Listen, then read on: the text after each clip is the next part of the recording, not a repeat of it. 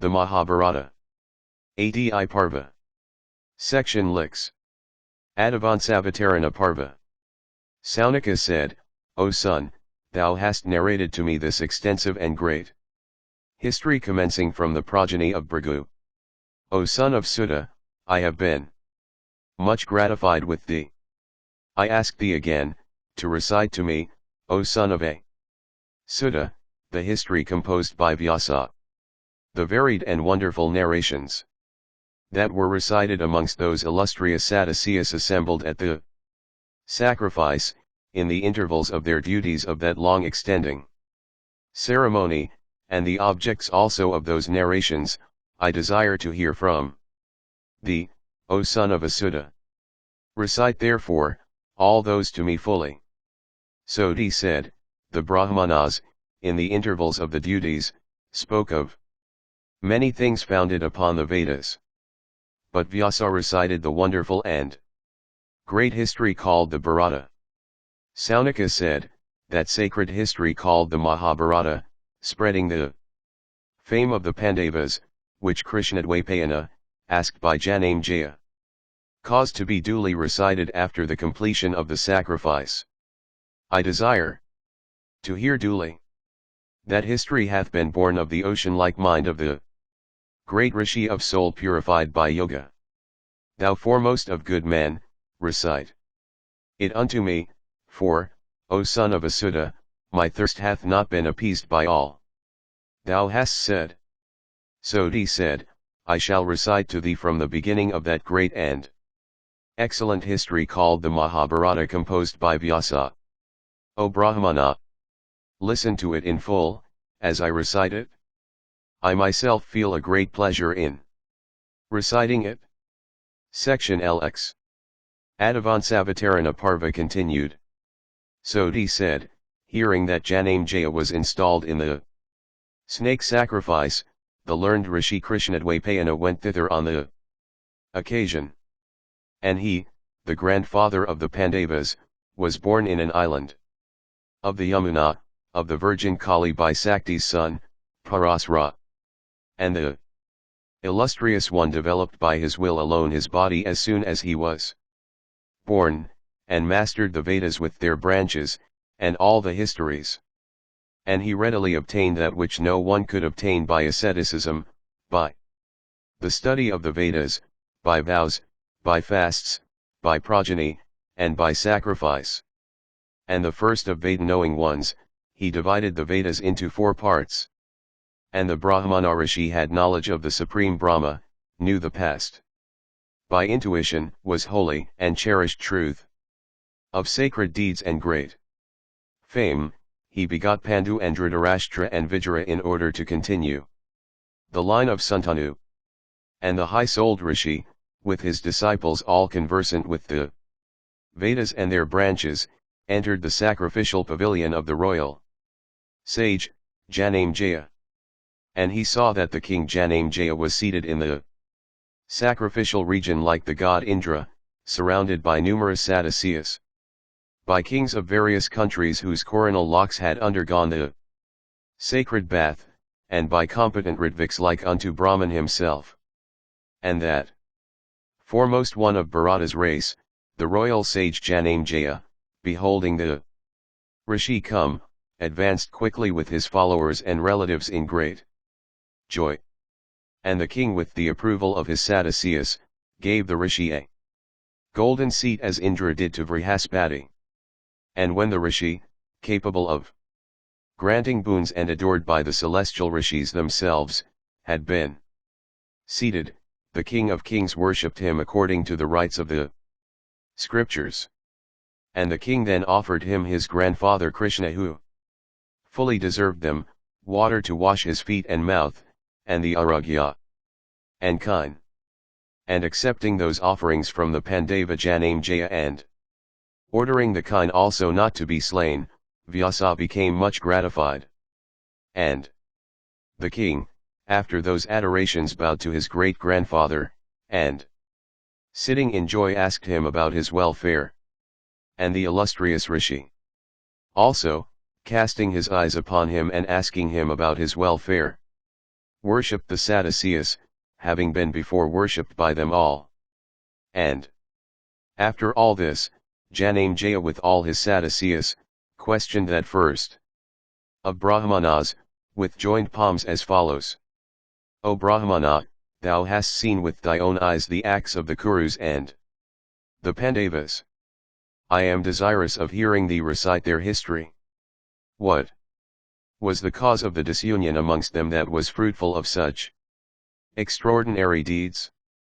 Why also did that great battle, which caused the death of countless creatures, occur between all my grandfathers there? Clear sense overclouded by fate? O excellent Brahmana, tell me all this, in full as everything had happened. Hearing those words of Janamejaya, Krishnadvipayana directed his disciple Vaisampayana seated by his side, saying, the discord that happened between the Kurus and the Pandavas of old, narrate all to the king even as thou hast heard from me. Then that blessed Brahmana, at the command of his preceptor, recited the whole of that history unto the king, the Sadducees, and all the chieftains there assembled.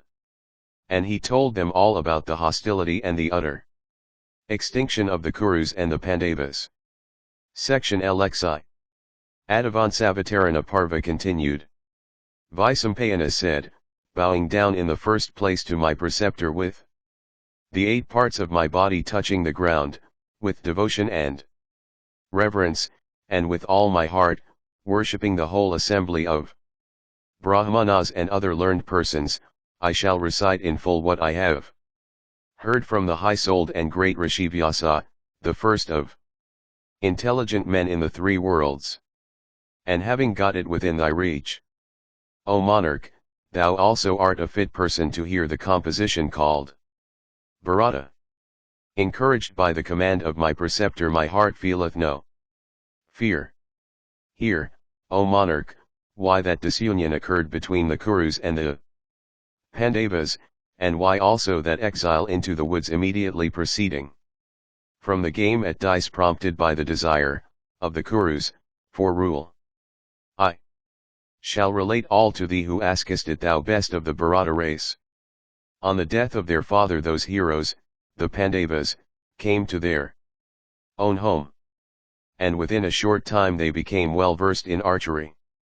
And the Kurus, beholding the Pandavas gifted with physical strength, energy, and power of mind, popular also with the citizens, and blessed with good fortune, became very jealous.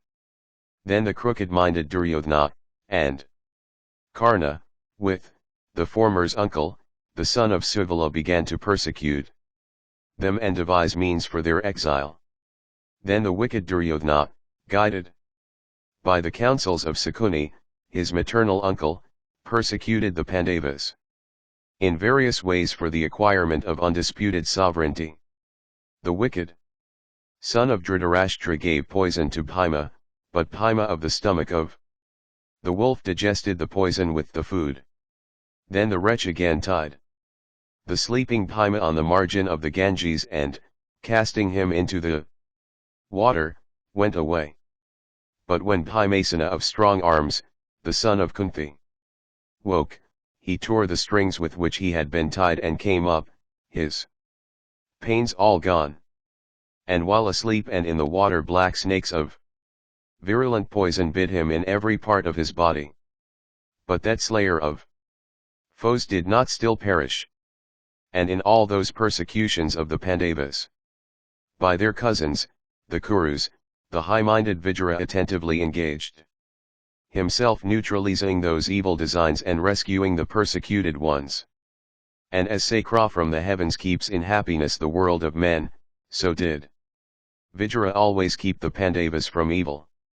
When Duryodhana, with various means, both secret and open, found himself incapable of destroying the Pandavas, who were protected by the fates and kept alive for grave future purposes, such as the extermination of the Kuru race, then called together his counselors, consisting of Vrisha, Karna, Dasasana, and others, and with the knowledge of Dhritarashtra, caused a house of lac to be constructed.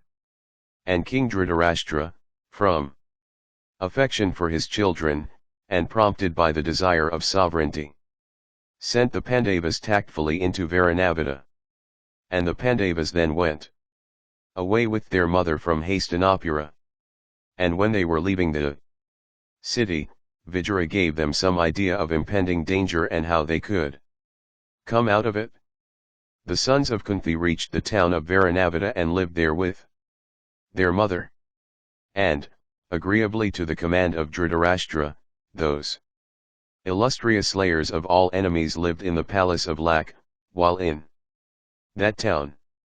And they lived in that place for 1 year, protecting themselves from Purochana very wakefully, and causing a subterranean passage to be constructed, acting according to the directions of Vijaya. They set fire to that house of LIX and burnt Purochana, their enemy and the spy of Duryodhana, to death. Those slayers of all enemies, anxious with fear, then fled with their mother. In the woods beside a fountain, they saw a Rakshasa. But, alarmed at the risk they ran of exposure by such an act, the Pandavas fled in the darkness, out of fear from the sons of Dhritarashtra. It was here that Bhima gained Hidimva, the sister of the Rakshasa he slew, for a wife, and it was of her that Gatotkacha was born. Then the Pandavas, of rigid vows, and conversant with the Vedas, wended to a town of the name of Ekachakra and dwelt there in the guise of Brahmacarans. And those bulls among men dwelt in that town in the house of a Brahmana for some time, with temperance and abstinence. And it was here that Bhima of mighty arms came upon a hungry and mighty and man-eating Rakshasa of the name of Vaka. And Bhima, the son of Pandu, that tiger among men, slew him speedily with the strength of his arms and made the citizens safe and free from fear. Then they heard of Krishna, the princess of Panchala, having become disposed to select a husband from among the assembled princes. And, hearing of it, they went to Panchala, and there they obtained the maiden. And having obtained Draupadi, as their common wife, they then dwelt there for a year. And, after they became known, those chastisers of all enemies went back to Hastinapura. And they were then told by King Dhritarashtra and the son of Santanu, Bhishma, as follows, in order: O dear ones, dissensions may not take place between you and your cousins. We have settled that Kandavaprastha should be your abode. Therefore, go yet, casting off all jealousy, to Kandavaprastha, which contains many towns served by many broad roads, for dwelling there. And accordingly the Pandavas went, with all their friends and followers, to Kandavaprastha, taking with them many jewels and precious stones. And the sons of Parita dwelt there for many years. And they brought, by force of arms, many a prince under their subjection. And thus, setting their hearts on virtue and firmly adhering to truth, unruffled by affluence, calm in deportment, and putting down numerous evils, the Pandavas gradually rose to power. And Bhima of great reputation subjugated the east, the heroic Arjuna, the north, Nakula, the west, Sahadeva, that slayer of all hostile heroes, the south. And this having been done, their domination was spread over the whole world. And with the 5 Pandavas, each like unto the sun, the earth looked as if she had 6 suns. Then, for some reason, Yudhishthira the just, gifted with great energy and prowess, sent his brother Arjuna, who was capable of drawing the bow with the left hand, dearer unto him than life itself, into the woods. And Arjuna, that tiger among men, of firm soul, and gifted with every virtue, lived in the woods for 11 years and months. And during this period, on a certain occasion, Arjuna went to Krishna in Dwaravati and Vibhatsu, Arjuna, there obtained for a wife the lotus-eyed and sweet-speeched younger sister of Vasudeva, Subhadra by name. And she became united, in gladness, with Arjuna, the son of Pandu, like Sachi with the great Indra, or Sri with Krishna himself. And then, O best of monarchs, Arjuna, the son of Kunti, with Vasudeva, gratified Agni, the carrier of the sacrificial butter, in the forest of Khandava, by burning the medicinal plants in that woods to cure Agni of his indigestion. And to Arjuna, assisted as he was by Kesava, the task did not at all appear heavy, even as nothing is heavy to Vishnu with immense design and resources in the matter of destroying his enemies. And Agni gave unto the son of Parita the excellent bow Gandhava and a quiver that was inexhaustible, and a war chariot bearing the figure of Garuda on its standard. And it was on this occasion that Arjuna relieved the great Asura, Maya, from fear of being consumed in the fire. And Maya, in gratitude, built, for the Pandavas, a celestial palace decked with every sort of jewels and precious stones. And the wicked Duryodhana, beholding that building, was tempted with the desire of possessing it, and deceiving Yudhishthira by means of the dice played through the hands of the son of Suvala, Duryodhana sent the Pandavas into the woods for 12 years and 1 additional year to be passed in concealment, thus making the period full 13. And the 14th year, O monarch, when the Pandavas returned and claimed their property, they did not obtain it. And thereupon war was declared, and the Pandavas, after exterminating the whole race of Kshatriyas and slaying King Duryodhana, obtained back their devastated kingdom.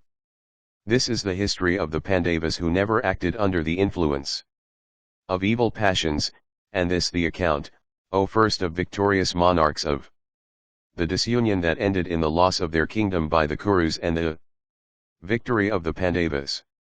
Section LXII.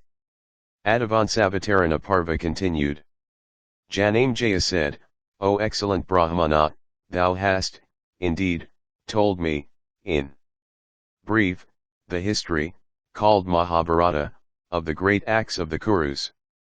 But, O thou of ascetic wealth, recite now that wonderful narration fully. I feel a great curiosity to hear it. It behoveth thee to recite it. Therefore, in full. I am not satisfied with hearing in a nutshell the great history. That could never have been a trifling cause for which the virtuous ones could slay those whom they should not have slain, and for which they are yet applauded by men. Why also did those tigers among men, innocent and capable of avenging themselves upon their enemies, calmly suffer the persecution of the wicked Kurus? Why also, O best of Brahmanas, did Bhima of mighty arms and of the strength of 10,000 elephants, control his anger, though wronged? Why also did the chaste Krishna, the daughter of Drupada, wronged by those wretches and able to burn them, not burn the sons of Dhritarashtra with her wrathful eyes? Why also did the two other sons of Parita, Bhima and Arjuna, and the two sons of Madri, Nakula and Sahadeva, themselves injured by the wretched Kurus, follow Yudhishthira, who was greatly addicted to the evil habit of gambling? Why also did Yudhishthira, that foremost of all virtuous men, the son of Dharma himself, fully acquainted with all duties, suffer that excess of affliction? Why also did the Pandava Dhananjaya, having Krishna for his charioteer, who by his arrows sent to the other world that dauntless host of fighting men, suffer such persecution? O thou of ascetic wealth, speak to me of all these as they took place, and everything that those mighty charioteers achieved. Vaisampayana said, O monarch, appoint thou a time for hearing it. This history told by Krishnadvapayana is very extensive. This is but the beginning. I shall recite it. I shall repeat the whole of the composition in full, of the illustrious and great Rishi Vyasa of immeasurable mental power, and worshipped in all the worlds. This Bharata consists of 100,000 sacred slokas composed by the son of Satyavati, of immeasurable mental power. He that reads it to others, and they that hear it read, attain to the world of Brahman and become equal to the very gods. This Bharata is equal unto the Vedas, is holy and excellent, is the worthiest of all to be listened to, and is a Purana worshipped by the rishis. It contains much useful instruction on artha and kama, profit and pleasure. This sacred history maketh the heart desire for salvation. Learned persons by reciting this Veda of Krishnadvaipayana to those that are liberal, truthful, and believing, earn much wealth. Sins, such as killing the embryo in the womb, are destroyed assuredly by this. A person, however cruel and sinful, by hearing this history, escapes from all his sins like the sun from Rahu, after the eclipse is over. This history is called Jaya. It should be heard by those desirous of victory. A king by hearing it may bring the whole world under subjection and conquer all his foes. This history in itself is a mighty act of propitiation, a mighty sacrifice productive of blessed fruit. It should always be heard by a young monarch with his queen, for then they beget a heroic son or a daughter to occupy a throne. This history is the high and sacred science of Dharma, Artha, and also of Moksha, it hath been so said by Vyasa himself of mind that is immeasurable. This history is recited in the present age and will be recited in the future. They that hear it read, have sons and servants always obedient to them and doing their behests. All sins that are committed by body, word, or mind, immediately leave them that hear this history. They who hear, without the spirit of fault finding, the story of the birth of the Bharata princes, can have no fear of maladies, let alone the fear of the other world. For extending the fame of the high-souled Pandavas and of other Kshatriyas versed in all branches of knowledge, high-spirited, and already known in the world for their achievements, Krishnadvaipayana, guided also by the desire of doing good to the world, hath composed this work. It is excellent, productive of fame, grants length of life, is sacred and heavenly. He who, from desire of acquiring religious merit, causeth this history to be heard by sacred Brahmanas, acquireth great merit and virtue that is inexhaustible. He that reciteth the famous generation of the Kurus becometh immediately purified and acquireth a large family himself, and becometh respected in the world. That Brahmana, who regularly studies the sacred Bharata for the 4 months of the rainy season, is cleansed from all his sins. He that has read the Bharata may be regarded as one acquainted with the Vedas. This work presents an account of the gods and royal sages and sacred regenerate rishis, the sinless Kesava, the god of gods, Mahadeva, and the goddess Parvati, the birth of Kartikeya who sprang from union of Parvati with Mahadeva and was reared by many mothers, the greatness of Brahmanas, and of kine. This Bharata is a collection of all the Sritis, and is fit to be heard by every virtuous person. That learned man who reciteth it to Brahmanas during the sacred lunations, becometh cleansed of all sins. And, not caring for heaven as it were, attaineth to a union with Brahma. He that causeth even a single foot of this poem to be heard by Brahmanas during the performance of a Shraddha, make that Shraddha inexhaustible. The Patris becoming ever gratified with the articles once presented to them. The sins that are committed daily by our senses or the mind, those that are committed knowingly or unknowingly by any man, are all destroyed. By hearing the Mahabharata, the history of the exalted birth of the Bharata princes is called the Mahabharata. He who knoweth this etymology of the name is cleansed of all his sins. And as this history of the Bharata race is so wonderful, that, when recited, it assuredly purifieth mortals from all sins. The sage Krishnadwaipayana completed his work in 3 years. Rising daily and purifying himself and performing his ascetic devotions, he composed this Mahabharata. Therefore, this should be heard by Brahmanas with the formality of a vow. He who recite this holy narration composed by Krishna, Vyasa, for the hearing of others, and they who hear it, in whatever state he or they may be, can never be affected by the fruit of deeds, good or bad. The man desirous of acquiring virtue should hear it all. This is equivalent to all histories. And he that heareth it always attaineth to purity of heart. The gratification that one deriveth from attaining to heaven is scarcely equal to that which one deriveth from hearing this holy history. The virtuous man who with reverence heareth it or causeth it to be heard, obtaineth the fruit of the Rajaswaya and the horse sacrifice. The Bharata is said to be as much a mine of gems as the vast ocean or the great mountain Meru.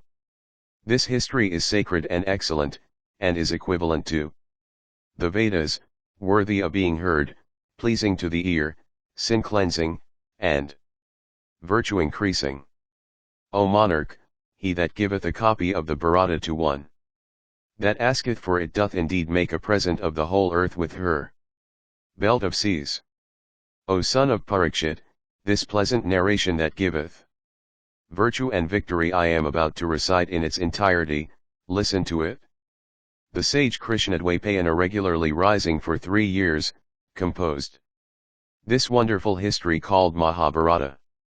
O bull amongst the Bharata monarchs, whatever is spoken about virtue, wealth, pleasure, and salvation may be seen elsewhere, but whatever is not contained in this is not to be found anywhere.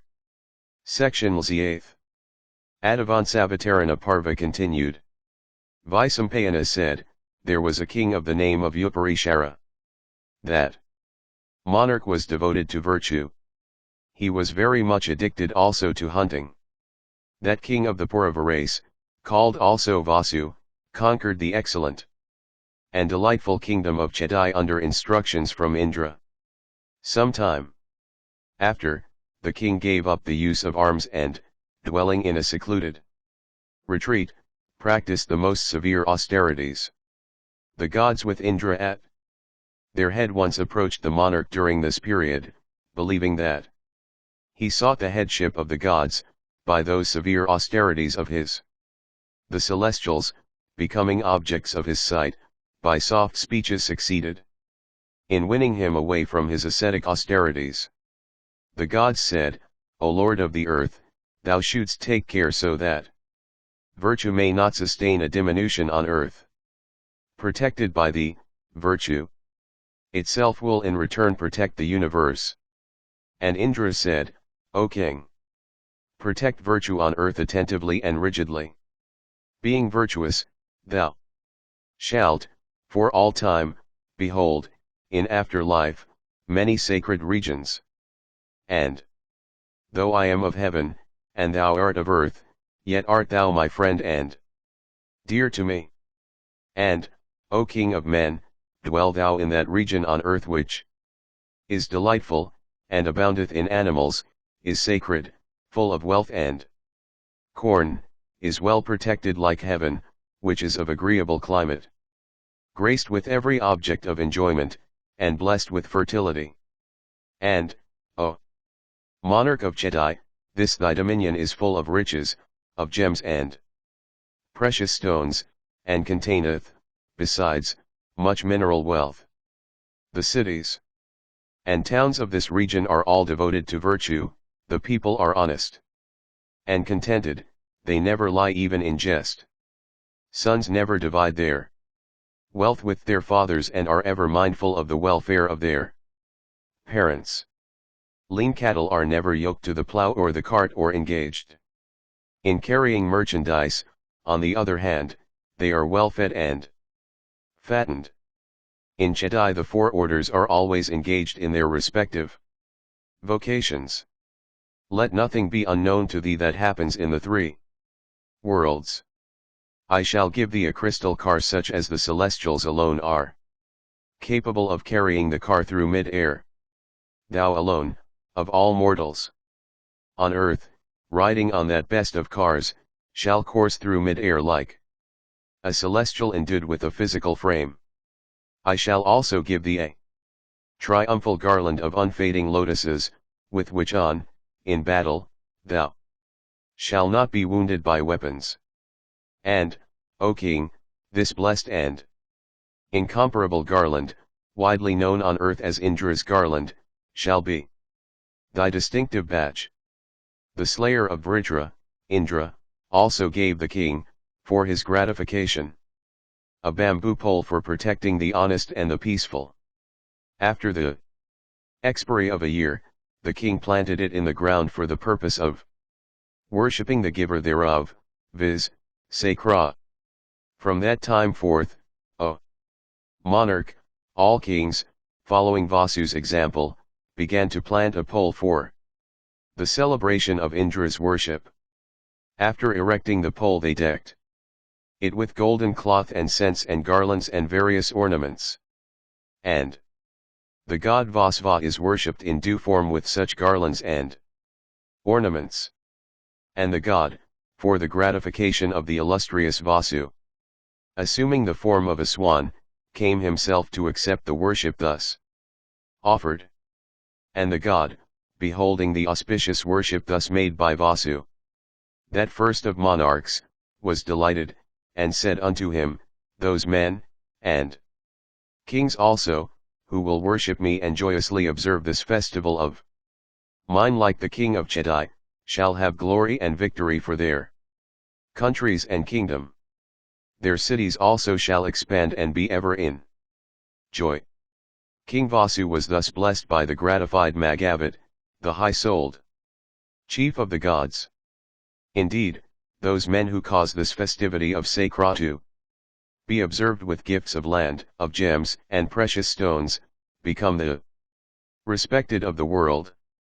And King Vasu, the lord of Chedis, bestowing boons and performing great sacrifices and observing the festivity of Sakra, was much respected by Indra. And from Chedai he ruled the whole world virtuously. And for the gratification of Indra, Vasu, the lord of the Chedis, observed the festivity of Indra. And Vasu had 5 sons of great energy and immeasurable prowess.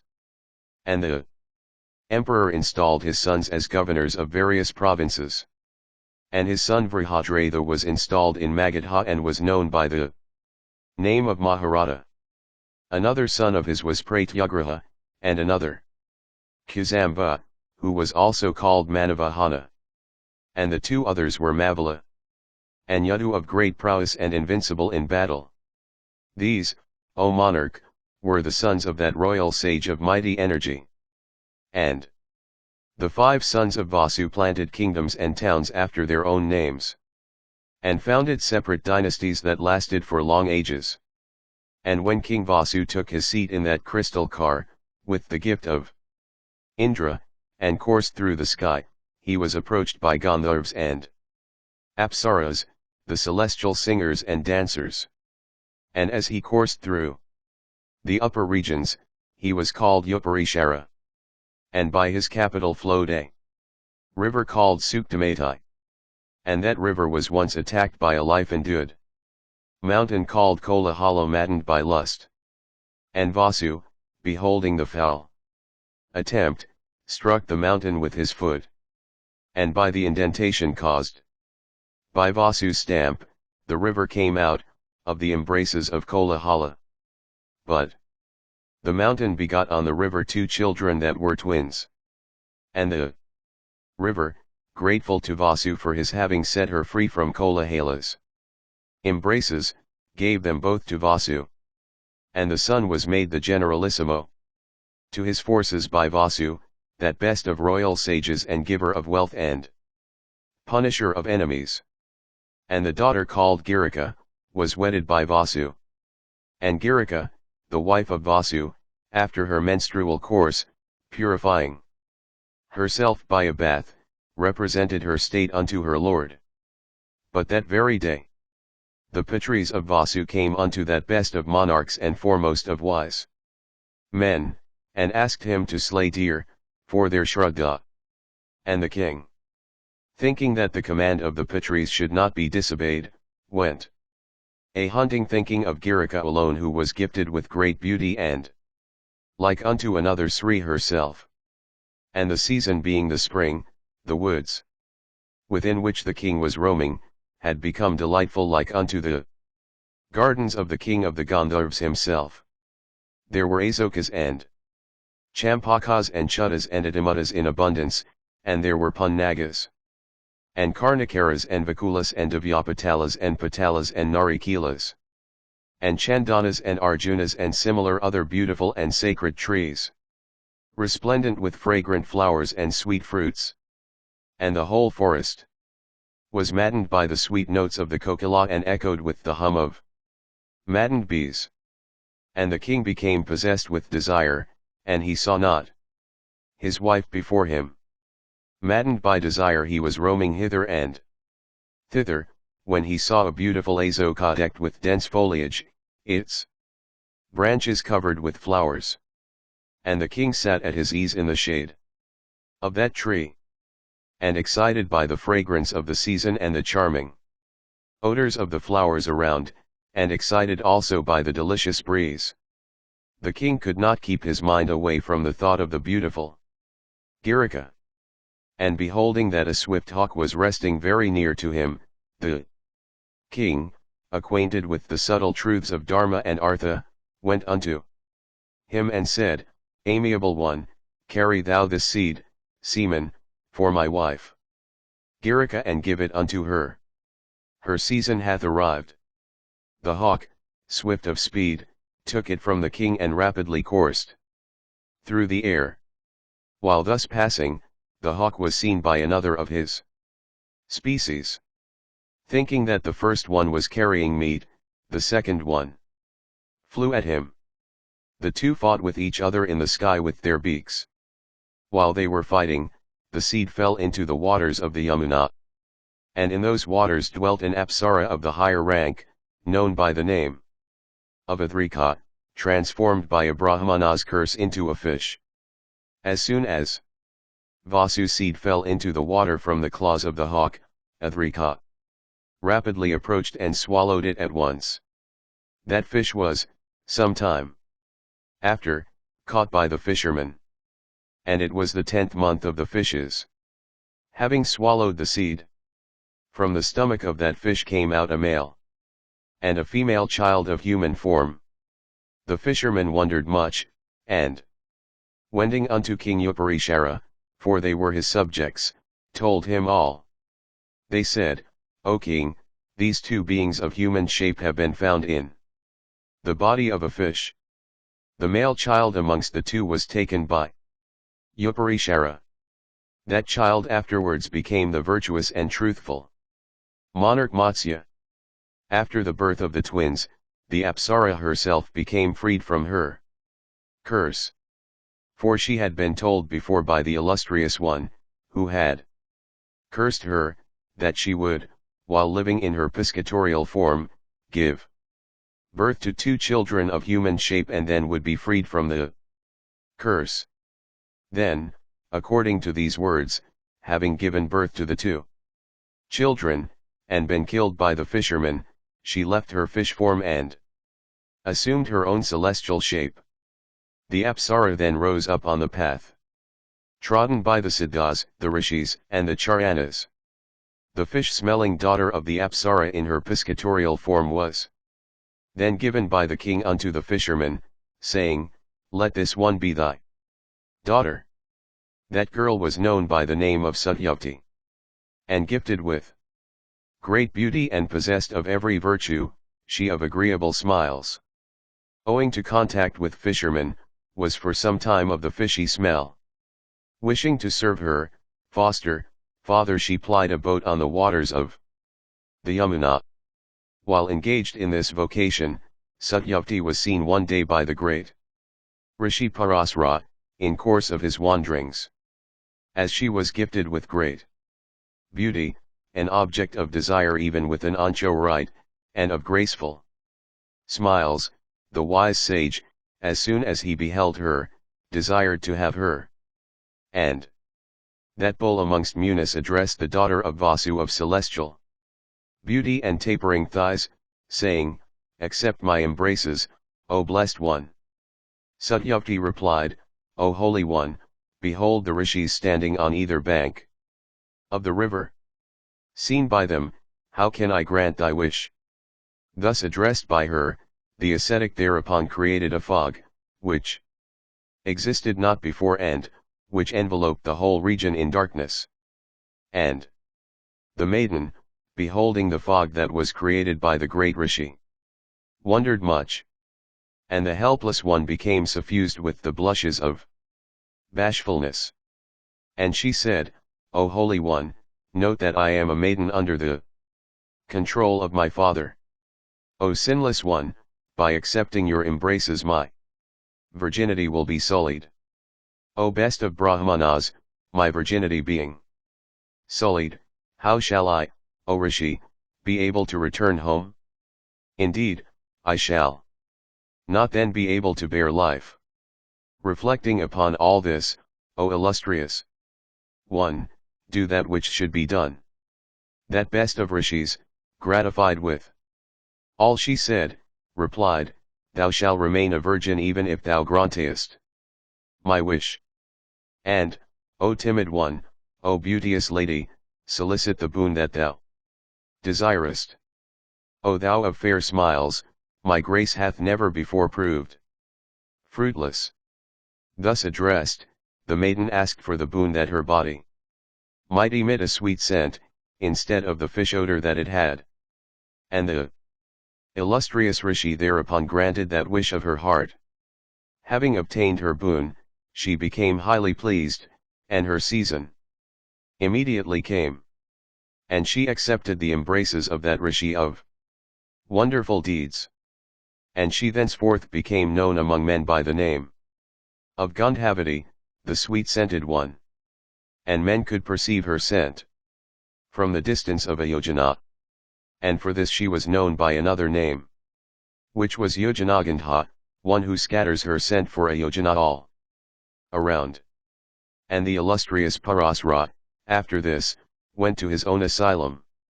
And Satyavati, gratified with having obtained the excellent boon in consequence of which she became sweet-scented and her virginity remained unsullied, conceived through Parasrat's embraces. And she brought forth the very day, on an island in the Yamuna, the child begot upon her by Parasrat and gifted with great energy. And the child, with the permission of his mother, set his mind on asceticism. And he went away saying, "As soon as thou rememberest me when occasion comes, I shall appear unto thee." And it was thus that Vyasa was born of Satyavati through Parasrat. And because he was born in an island, he was called Dwaipayana, Dwaipa or island born. And the learned Dwaipayana, beholding that virtue is destined to become lame by one leg each yuga, she having 4 legs in all, and that the period of life and the strength of men followed the yugas, and moved by the desire of obtaining the favor of Brahman and the Brahmanas, arranged the Vedas. And for this he came to be called Vyasa, the arranger or compiler. The boon-giving great one then taught Sumanta, Jaimini, Pala, his son Sukha, and Vaisampayana, the Vedas having the Mahabharata for their 5th. And the compilation of the Bharata was published by him through them separately. Then Bhishma, of great energy and fame and of immeasurable splendor, and sprung from the component parts of the Vasus, was born in the womb of Gunga through King Santanu. And there was a rishi of the name of Anumandavya of great fame.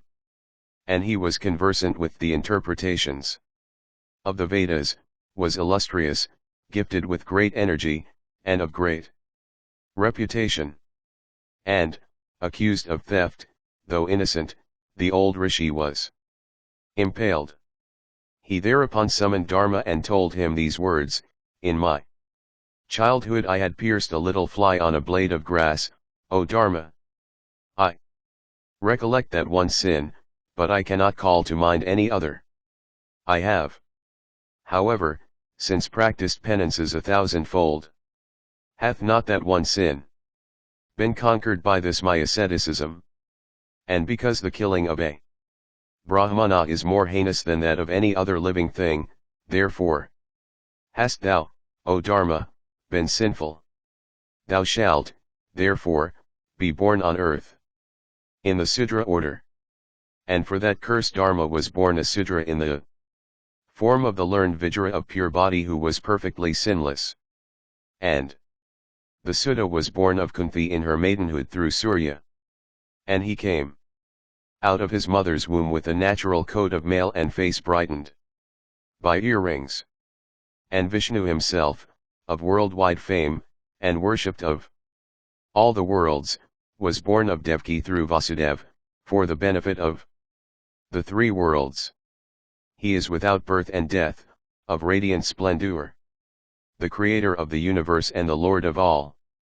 Indeed, he who is the invisible cause of all, who knoweth no deterioration, who is the all-pervading soul, the center round which everything moveth, the substance in which the three attributes of Sattva, Rajas, and Tamas cohere, the universal soul, the immutable, the material out of which hath been created this universe, the Creator himself, the controlling Lord, the invisible dweller in every object, progenitor of this universe of five elements, who is united with the six high attributes, is the Pranav or Om of the Vedas, is infinite, incapable of being moved by any force save his own will, illustrious, the embodiment of the mode of life called Sannyasa, who floated on the waters before the creation, who is the source whence hath sprung this mighty frame, who is the great combiner, the uncreate, the invisible essence of all, the great immutable, bereft of those attributes that are knowable by the senses, who is the universe itself, without beginning, birth, and decay. Is possessed of infinite wealth, that grandsire of all creatures, became incarnate in the race of the Andhakavrishnas for the increase of virtue. And Satyaki and Kritavarma, conversant with the use of weapons, possessed of mighty energy, well versed in all branches of knowledge, and obedient to Narayana in everything and competent in the use of weapons, had their births from Satyaka and Hridika. And the seed of the great Rishi Bharadvaja of severe penances, kept in a pot, began to develop. And from that seed came Drona, the pot-born. And from the seed of Gautama, fallen upon a clump of reeds, were born two that were twins, the mother of Aswathaman, called Kripi, and Kripa of great strength. Then was born Drishtadhyumna, of the splendor of Agni himself, from the sacrificial fire. And the mighty hero was born with bow in hand for the destruction of Drona. And from the sacrificial altar was born Krishna, Draupadi, resplendent and handsome, of bright features and excellent beauty. Then was born the disciple of Prahlada, viz., Nagnajit, and also Suvala. And from Suvala was born a son, Sakuni, who from the curse of the gods became the slayer of creatures and the foe of virtue. And unto him was also born a daughter, Gandhari, the mother of Duryodhana. And both were well versed in the arts of acquiring worldly profits. And from Krishna was born, in the soil of Vishitravirya, Dhritarashtra, the lord of men. and Pandu of great strength. And from Dwaipayana also born, in the Sudra caste, the wise and intelligent Vijara, conversant with both religion and profit, and free from all sins. And unto Pandu by his 2 wives were born 5 sons like the celestials. The eldest of them was Yudhishthira. And Yudhishthira was born, of the seed, of Dharma, Yama, the god of justice. And Bhima of the wolf's stomach was born of Marut, the god of wind, and Dhananjaya, blessed with good fortune and the first of all wielders of weapons, was born of Indra, and Nakula and Sahadeva, of handsome features. And ever engaged in the service of their superiors, were born of the twin Aswins. And unto the wise Dhritarashtra were born 100 sons, viz. Duryodhana and others, and another, named Yuyutsu, who was born of a Vaishya woman. And amongst those 101, 11, viz. Dasasana, Dusaha, Dharmarshana, Vikarna, Chitrasena, Vivansati, Jaya, Satyavrat, Parumithra, and Yuyutsu by a Vaishya wife, were all Maharatas, great car warriors. And Abhimanyu was born of Subhadra, the sister of Vasudeva, through Arjuna, and was, therefore, the grandson of the illustrious Pandu. And unto the 5 Pandavas were born 5 sons by their common wife, Panchali. And these princes were all very handsome and conversant with all branches of knowledge. From Yudhishthira was born Pritivandhya. From Vrkodara, Sudasoma, from Arjuna, Srutakirti, from Nakula, Satanika. And from Sahadeva, Sridasena of great prowess, and Bhima, in the forest, begot on Hidimva a son named Gatokeka. And from Drupada was born a daughter Sikandin who was afterwards transformed into a male child. Sikandini was so transformed into a male by Yaksha named Shana from the desire of doing her good. In that great battle of the Kurus came hundreds of thousands of monarchs for fighting against one another. The names of the innumerable host I am unable to recount even in 10,000 years. I have named, however, the principal ones who have been mentioned in this history. Section LXIV. Adivansavataran PARVA continued. Janamejaya said, O Brahmana, those thou hast named and those thou hast not named, I wish to hear of them in detail, as also of other kings by thousands. And, O thou of great good fortune, it behoveth thee to tell me in full the object for which those Maharatas, equal unto the celestials themselves, were born on earth. Vaisampayana said, It hath been heard by us, O monarch, that what thou askest is a mystery even to the gods. I shall, however, speak of it unto thee, after bowing down, to the self-born, the son of Jamadagna, Parasurama, after 21 times making the earth bereft of Kshatriyas wended to that best of mountains Mahendra and there began his ascetic penances.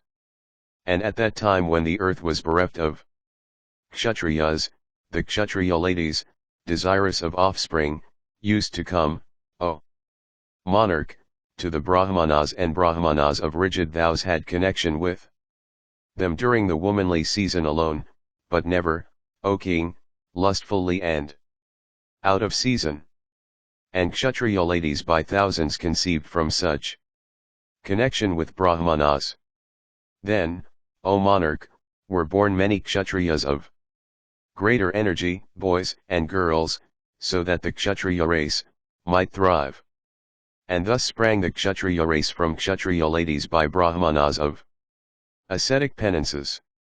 And the new generation, blessed with long life, began to thrive in virtue.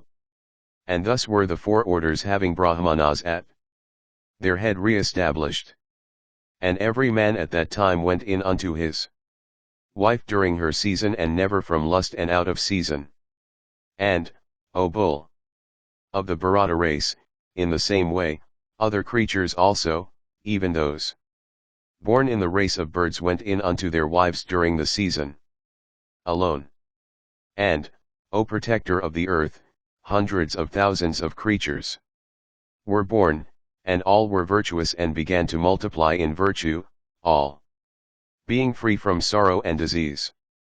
And, O thou of the elephant's tread, this wide earth having the ocean for her boundaries, with her mountains and woods and towns, was once more governed by the Kshatriyas. And when the earth began to be again governed virtuously by the Kshatriyas, the other orders having Brahmanas for their first were filled with great joy. And the kings giving up all vices born of lust and anger and justly awarding punishments to those that deserved them protected the earth. And he of 100 sacrifices, possessed also of 1,000 eyes, beholding that the Kshatriya monarchs ruled so virtuously, poured down vivifying showers at proper times and places and blessed all creatures. Then, O king, no one of immature years died, and none knew a woman before attaining to age. And thus, O bull of the Bharata race, the earth, to the very coasts of the ocean, became filled with men that were all long-lived. The Kshatriyas performed great sacrifices bestowing much wealth. And the Brahmanas also all studied the Vedas with their branches, and the Upanishads. And, O king, no Brahmana in those days ever sold the Vedas, i.e., taught for money, or ever read aloud the Vedas in the presence of a Sudra. The Vaishyas, with the help of bullocks, caused the earth to be tilled. And they never yoked the cattle themselves. And they fed with care all cattle that were lean. And men never milked kine as long as the calves drank only the milk of their dams, without having taken to grass or any other food. And no merchant in those days ever sold his articles by false scales. And, O tiger among men, all persons holding to the ways of virtue, did everything with eyes set upon virtue. And, O monarch, all the orders were mindful of their own respective duties. Thus, O tiger among men, virtue in those days never sustained any diminution. And, O bull of the Bharata race, both kine and women gave birth to their offspring at the proper time. And trees bore flowers and fruit duly according to the seasons. And thus, O king, the Krita age having then duly set in, the whole earth was filled with numerous creatures. And, O bull of the Bharata race, when such was the blessed state of the terrestrial world, the Asuras, O lord of men, began to be born in kingly lines. And the sons of the Daityas, being repeatedly defeated in war by the sons of Utti, celestials, and deprived also of sovereignty and heaven, began to be incarnated on the earth. And, O king, the Asuras, being possessed of great powers, and desirous of sovereignty began to be born on earth amongst various creatures, such as kine, horses, asses, camels, buffaloes, among creatures such as Rakshasas and others, and among elephants and deer. And, O protector of the earth, owing to those already born and to those that were being born, the earth became incapable of supporting herself. And amongst the sons of Thi and of Danu, cast out of heaven, some were born on the earth as kings of great pride and insolence. Possessed of great energy, they covered the earth in various shapes. Capable of oppressing all foes, they filled the earth, having the ocean for its boundaries. And by their strength they began to oppress Brahmanas and Kshatriyas and Vaishyas and Sudras and all other creatures also. Terrifying and killing all creatures, they traversed the earth, O king, in bands of hundreds and thousands. Devoid of truth and virtue, proud of their strength, and intoxicated with the wine of insolence, they even insulted the great rishis in their hermitages.